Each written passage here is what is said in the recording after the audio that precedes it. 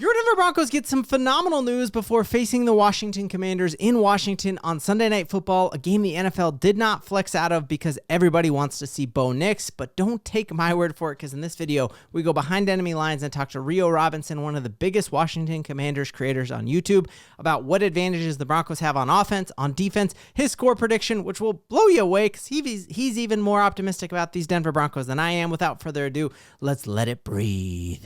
My main man, Rio, welcome to the Denver Den. So Commanders Kingdom, what's the vibe? What's the goal for this year? Are you more likely to have a top 4 pick in the draft or to run off a little streak here and be 9-8?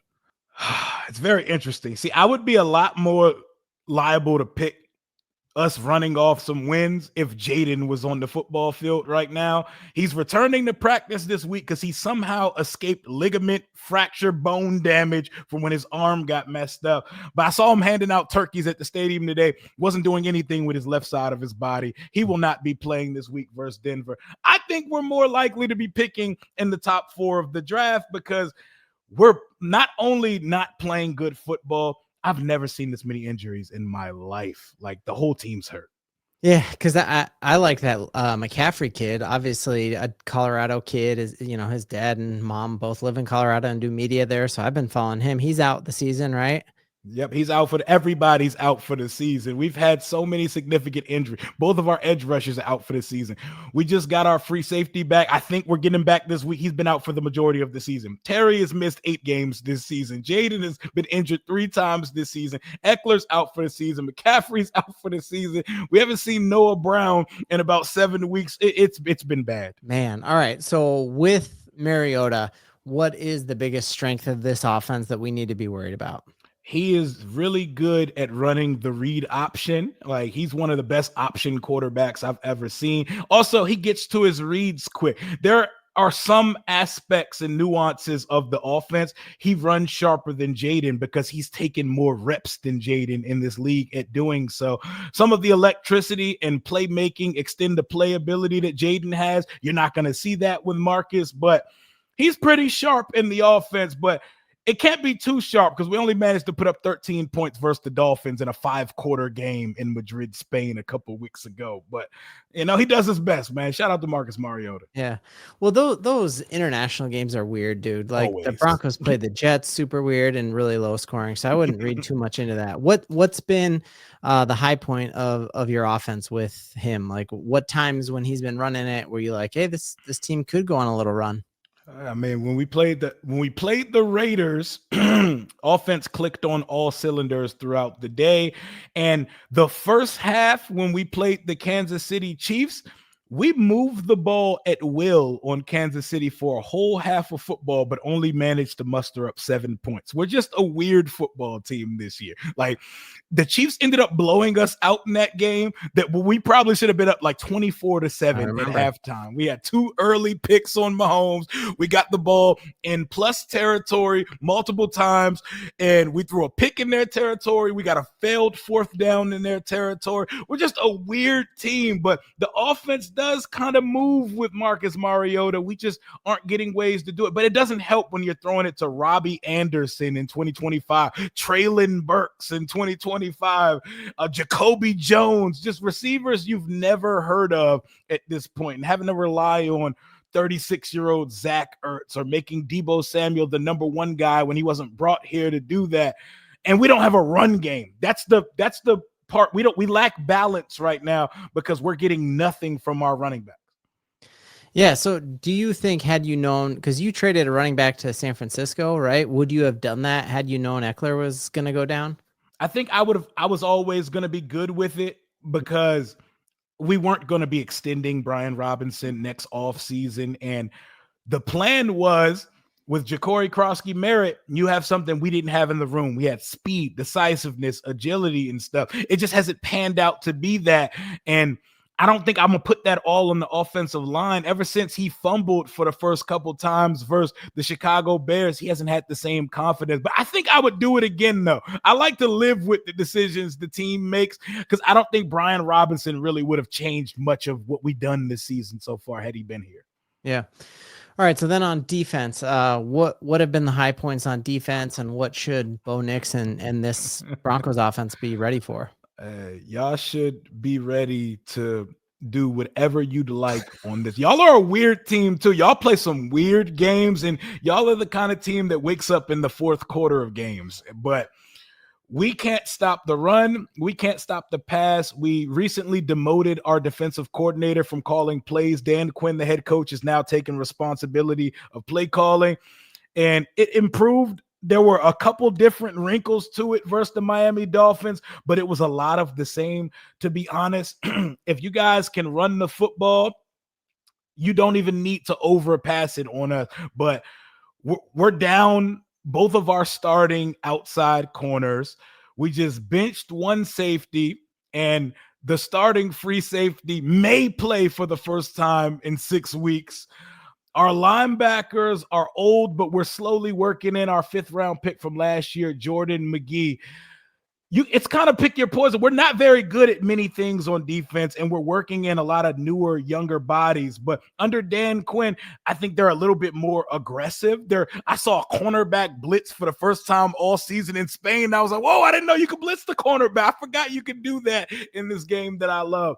But we're not very good on this unit. We're not very good as a team this year, but the defense is significantly worse than the offense, and we can't really stop a soul right now.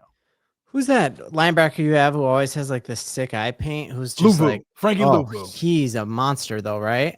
Last year he was a monster. Okay. This year it's been not the same. He doesn't. Okay. He looks like he doesn't have the same fire or ferocity that he had last year. I think the league may have figured him out a little bit. Also, I think the team has played him a little differently. They're not rushing him as much as they were. He's not a great linebacker per se, but the fact that he almost had 10 sacks last year because the way we blitzed him and the way we rushed the quarterback with him, we're not playing him that way this year, and we're forcing him to be a coverage linebacker, and it just doesn't look good this year. He has not been very good for us this year. I love Frankie Luvu though. Yeah, totally, man. Well, it's just crazy. And I was telling you real quick off air, I think we all kind of watching that Lions playoff game. I think that's one of the toughest stadiums to play in. We all fell in love with you. I know, man. And I just was shocked watching, we didn't watch a ton of Commanders, but watching that Dolphins game, I'm just like, what happened to this team? But hearing all the injuries, for sure, that makes a lot of sense. But you just gotta. So, would you rather they lose out and get a top 4 pick and rebuild this thing healthy, or do you want to see a push here? And what do you think Dan Quinn wants? I know what Dan Quinn wants. Dan Quinn is. I know what the plan is to usher Jaden back out there in the next couple weeks, with Terry, Noah Brown, Deebo Samuel, and some of our players back, and say, see, this is what we could have looked like this year had we had been healthy. But the thing is, I'm not going to just give us the injury excuse. The Giants have fired coaches. They have tons of injuries. They've played 3 different quarterbacks this year, and they run a fair fade with every team on their schedule. Yeah. They are winning up until the last few minutes of every game, no matter who's on their schedule. Meanwhile, we don't look like we belong on the field with the Packers, the Seahawks, the Lions. We don't look like we belong on the field with good teams. And that comes down to more than just injuries. But to me, fans don't want to hear this. I think the best thing for this team would be to get as high a draft pick as possible and maybe potentially have a trade back opportunity, because we don't have a 2nd and a 4th next year because of the Laramie Tunsil trade, which has panned out for us. He's been great for us as our left tackle, but we don't have a 2nd and a 4th round pick next year. And we need picks because we're the oldest team in the league and we have a very minimal amount of young talent. We need an influx of young talent on this team. So I want to pick as high as possible. I want a top 4 pick if possible. Well, because you don't need a quarterback, so you could trade that back. Mm-hmm. Absolutely. And then it's not just that you have a top 4 pick, but it means like the 2nd round, you have a top 4 2nd round pick. Those things really do add up. If we had a 2nd rounder, well, I guess, Laramie Tunsil can hook you up on a gas mask, though, bro. Remember that? that was one of the funniest draft moments I've ever seen. The best, man. Absolutely. Okay, so Jaden and Bo, at least in Denver, we always felt like Bo no one cares about him, and everyone was giving Jaden his flowers. What is the thought on Bo Nix in Commander's Kingdom? Do you guys even think about him? Do you think he's good? I know our fans, like all the fans who drafted a quarterback last year, they get really sensitive when it comes to juxtaposing our quarterback versus Caleb, versus Yeah. Bo, versus Drake, and all that. Not necessarily as much with like Penix and McCarthy and company, but I think Bo Nix is a good quarterback. Bo Nix just has some moments where it looks bad. Like when Bo's off, he's off. He's off. But he's a gamer. I think he was paired with the perfect offensive coordinator, and he's a playmaker, and when y'all need him to make plays, he makes plays. I like Bo Nix. I think he's a good quarterback. I think he's the perfect quarterback for what you guys do, and I wish I was watching a Sunday night matchup of Jaden versus Bo, because we want all the 2024 quarterback matchups when we could get it. Like, what do y'all think about Jaden? Yeah, I think he's elite. I think he cost Bo Nix the Rookie of the Year last year because and like I said, what you did to the Detroit Lions, he looked better than Jared Goff, and he's making a 100th of his salary. So when he's healthy, he's incredible. Yeah, I just, everyone, the national media always talks about injury concerns.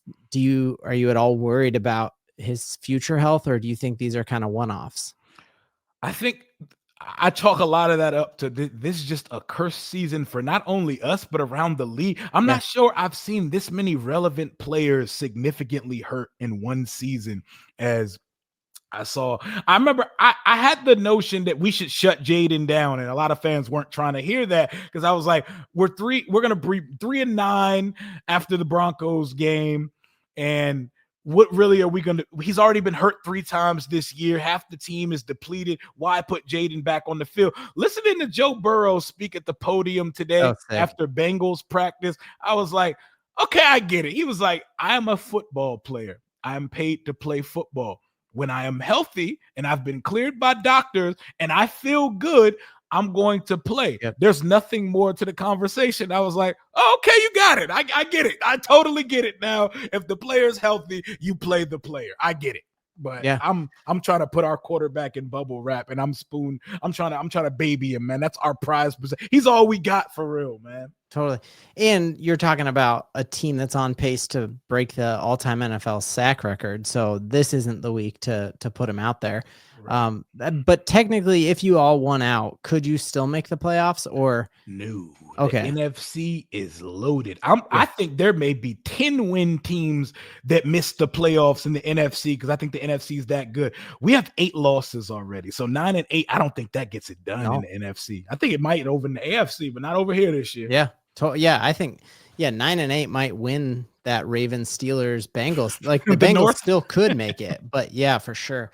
Yeah, if the roles were reversed, I'd want to shut Bo down for this, because it's just Jaden is your future, and I think he's elite. I think we'll look back, and it's going to be Drake May, Jaden Daniels, and Bo Nix are going to be the prize of this class, and I think Caleb Williams is not who he seems to be. It's a little messy with Caleb sometimes, and the mental aspect of the game be spanking him sometimes, man. Totally. But if I needed my nails to get done, Caleb's my guy. You know what I mean? I like it. Caleb's a DMV guy, man. I'll be rooting for him, man. He doesn't always help. He doesn't always help himself. No, I'm not gonna lie to you. He doesn't for sure. All right, so we've crazily swept your division. Which one of what team in your division win was the most impressive? The Giants one was fun, but y'all beating the Eagles in the fashion that you did, that was back when we actually had football season of significance to look out for. That one was great. I had a ball on my channel watching that one. I had a good time watching that. That was the one for me. Y'all are looking for a clean sweep of the NFC East. Y'all are the winner of the NFC East once y'all complete the sweep. I'll take it, man. I hate that our bye weeks kind of negate each other. I think that's kind of a raw deal for both of us that we're coming off a bye, but so are you. So that all right, give me your score prediction, big dog. It'll probably be closer than it needs to be, but if y'all have any aspirations of doing anything this year, y'all should not lose to this football team, because this team is a broken version of what it was last year, and you're getting the B squad of an already broken team. I'll say 27 13 Denver Broncos. I wish I could come out to buy, like, we're coming out smoking. We're putting our throwbacks on again. We're probably getting throwback versus throwback uniforms like the 87 Super Bowl. Sick. And it's nothing to get that excited over because it's Marcus Mariota and company. But we'll probably make it competitive for about 2.5 quarters, and y'all will pull away at some point. 27-13 Denver is what I'm thinking. Dang, man, I didn't even have it that big. I would be loving life if we beat you that big, man. Y'all play some close games with some teams that y'all shouldn't be, so I mean, who knows? Exactly. Plug your channel, bro. Where are you spitting the hottest fire? Rio Robinson, show's called Rambling with Rio, where we ramble about the Washington Commanders. The season is not as fun or magical as last year, but you can still catch me always talking my stuff about this football team, man. Yeah, man. Well, you're the biggest Commanders creator, right, on YouTube? I'm up there. There's a couple of us, man. We even have a group channel with the 4 biggest guys. We call it the Commanders Kings with me, Louis T Network, Ed Oliver, and Street Scores. But yeah, I'm up there, man. That's awesome. Well, that's incredible, man. You do great stuff. I just was watching a bunch of your live streams to make sure I knew who you were before we talked. So that's going to be an absolute blast. Make sure you go check out Rio's channel, especially when the Broncos win, to just tell him salute. We support him. We'll be cheering for him next year. My main man, thank you so much. Right, and while we as fans can look past the Washington Commanders, I love the fact that Sean Payton has taken every game that we should win, and we figure out a way to win it. I think that's going to continue this week as the Broncos mollywop the Washington Commanders. We are on to the Raiders, and we got a ton to believe in. Ball don't lie.